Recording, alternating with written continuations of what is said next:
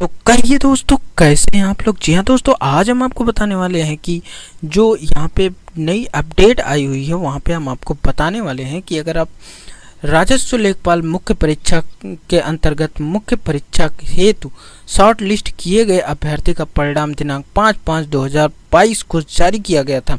मुख्य परीक्षा हेतु शॉर्ट लिस्ट किए गए अभ्यर्थियों की लिखित परीक्षा में सम्मिलित होने हेतु ऑनलाइन शुल्क दिनांक 19/6/2022 तक जमा किया जाना था। प्रश्नगत विज्ञापन के अंतर्गत लिखित परीक्षा दिनांक 19/6/2022 के स्थान पर दिनांक 24/7/2022 को आयोजित किए गए संबंधित आवश्यक सूचना दिनांक 1/6/2022 को प्रकाशित की गई है। तदनुक्रम में संबंधित अभ्यर्थियों को एक तदवार सूचित किया जाता है कि मुख्य परीक्षा हेतु ऑनलाइन शुल्क जमा करने की अंतिम तिथि बढ़ाकर 24/7/2022 कर दी गई है। अभ्यर्थी उक्त तिथि तक मुख्य परीक्षा हेतु निर्धारित शुल्क जमा कर सकते हैं। तो यहाँ पे हम आपको बताएंगे किस तरीके से आपको फीस जमा करनी है, वो भी हम आपको बताएंगे। तो सबसे पहले यहाँ पे देख लेते हैं महत्वपूर्ण नोट्स। शुल्क जमा करने के उपरांत ही अभ्यर्थी लिखित परीक्षा के हेतु अपना प्रवेश पत्र डाउनलोड कर सकेंगे। प्रवेश पत्र डाउनलोड करने की सूचना अभ्यर्थियों को पृथक से वेबसाइट के माध्यम से यथावत दी जाएगी, मतलब कि अलग से वेबसाइट पर दी जाएगी। तो यहाँ पे आप देख सकते हैं उत्तर प्रदेश अधीनस्थ सेवा चयन आयोग, विकप भवन, तृतीय तल, गोमती नगर, लखनऊ। और यहाँ पे आप संख्या देख सकते हैं कंप्यूटर अनुभाग 12। यहाँ पे आप देख सकते हैं पूरा विज्ञप्ति संख्या सहित यहाँ पे दिया गया है। तो आप फीस पेमेंट कैसे करेंगे, तो सबसे पहले आपको UPSSC की .gov.in की वेबसाइट पर आना है। वहाँ पे आपको फीस पेमेंट पर जाना है।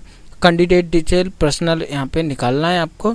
तो यहाँ पे आपको करना क्या है, इसका लिंक आपको डिस्क्रिप्शन में मिल जाएगा, वहाँ से आप जा सकते हैं। तो यहाँ पे आपको सिंपली रजिस्ट्रेशन नंबर डालना है, अपना डेट ऑफ बर्थ यहाँ टाइप करना है। इसके बाद आपको अपना जेंडर सेलेक्ट कर लेना है। जेंडर सेलेक्ट करने के बाद आप यूपी के निवासी हैं या नहीं, तो यहाँ पे आपको सेलेक्ट करना है। अगर हैं तो यस करना है, नहीं तो नो कर देना है।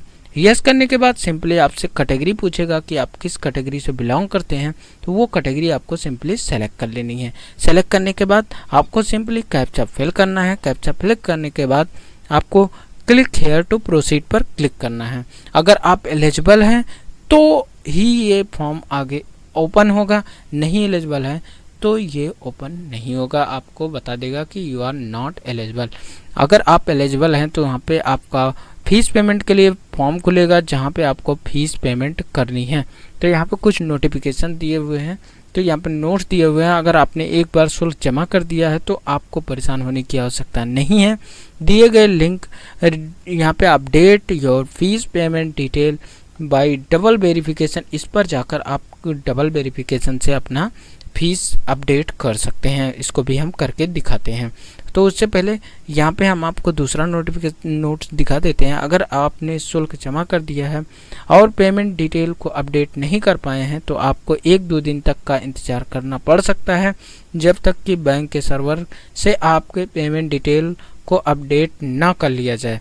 यानी कि अगर आप पेमेंट करते हैं और डबल वेरिफिकेशन नहीं कर पा रहे हैं तो आपको 1 से 2 दिन का इंतज़ार करना पड़ सकता है। तो यहाँ पे हम आपको दे सकते हैं कि यहाँ पे दिया गया है, ध्यान दें कृपया एक रजिस्ट्रेशन संख्या पर एक से अधिक बार फीस भुगतान ना करें। तो यहाँ पे आपको सिंपली क्लिक करना है। अगर आपका पेमेंट फंस गया है, डुअल वेरिफिकेशन पे आपको क्लिक करना है। क्लिक करने के बाद यहाँ पे आपको अपना रजिस्ट्रेशन नंबर डालना है, डेट ऑफ बर्थ फिल करना है। इसके बाद आपको अपना जेंडर सेलेक्ट कर लेना है और कैप्चा फिल करना है। जैसे ही आप प्रोसीड करते हैं उसके बाद आपका पेमेंट डिटेल वहाँ पे खुलेगा। अगर आप कई बार पेमेंट किए हैं तो उसका भी डिटेल वहाँ पे खुलेगा। तो आपको स्टेप बाय स्टेप यानी कि एक वेरिफिकेशन करनी होगी।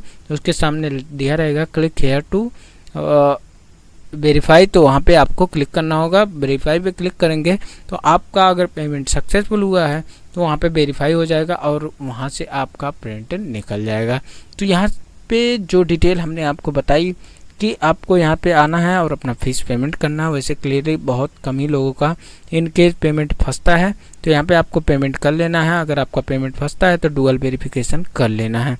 तो आशा करता हूँ कि लगभग सारी जानकारी हमने आपको दे दी यूपी लेखपाल के बारे में।